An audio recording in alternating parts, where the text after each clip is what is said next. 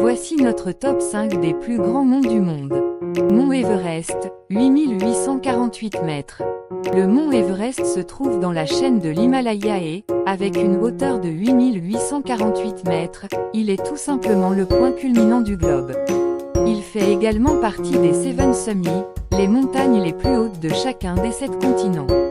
Sir Edmund Hillary et Tenzing Norgay ont réussi la première ascension de ce géant le 29 mai 1953.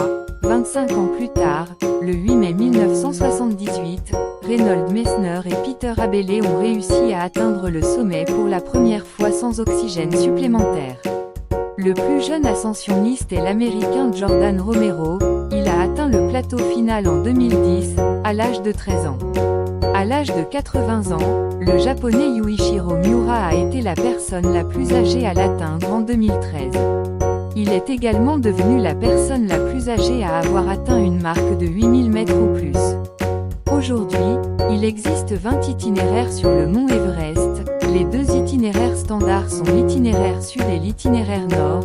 Les autres itinéraires sont nettement plus difficiles techniquement et la plupart n'ont été empruntés qu'une seule fois. L'objectif est toujours le même, atteindre le plateau du sommet. K2 8611 mètres.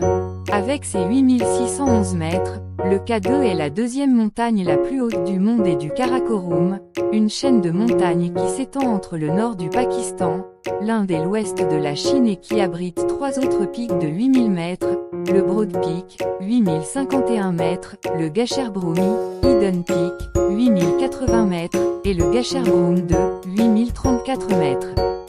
Le K2 est considéré par les alpinistes comme le plus difficile des 14 sommets de 8000 mètres, bien plus exigeant que le mont Everest. La première ascension réussie a été réalisée par Achille Compagnoni et Lino Lacedelli le 31 juillet 1954, et ce n'est qu'en 1977 qu'une expédition japonaise a réussi la 2e ascension, mais pas par la même route. En 1986, la première ascension a été réalisée par la face sud, extrêmement difficile et dangereuse. Jusqu'à aujourd'hui, aucun autre alpiniste n'a pu repasser par là, cette face étant qualifiée de suicidaire par Reinhold Messner. Jusqu'à présent, sur 302 ascensions, 298 alpinistes différents ont dompté le K2, dont 11 femmes. Seuls 4 alpinistes l'ont fait 2 fois. En 2018, Andrei Bargiel a tout même tenté l'impossible en descendant la montagne à ski. Kanchenjunga 8586 mètres. Du haut de ses 8586 mètres, le Kanchenjunga est 3e au classement des montagnes les plus hautes de la planète. En plus du sommet principal, elle possède 3 autres crêtes dépassant les 8000 mètres.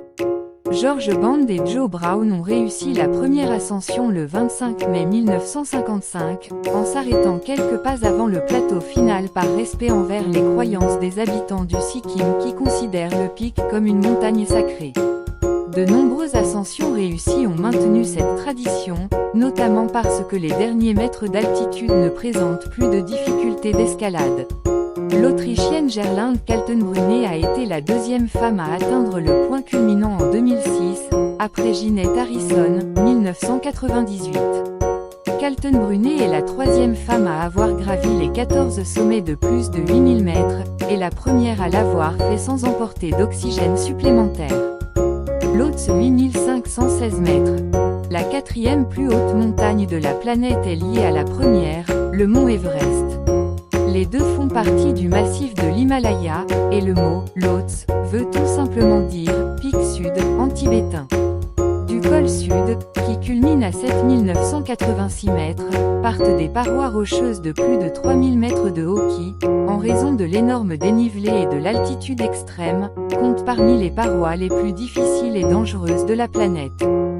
La première ascension a été réalisée par une expédition suisse le 18 mai 1956, et le 16 octobre 1986, Reinhold Messner a atteint le pic du Lhotse en compagnie de Hans Kammerlander.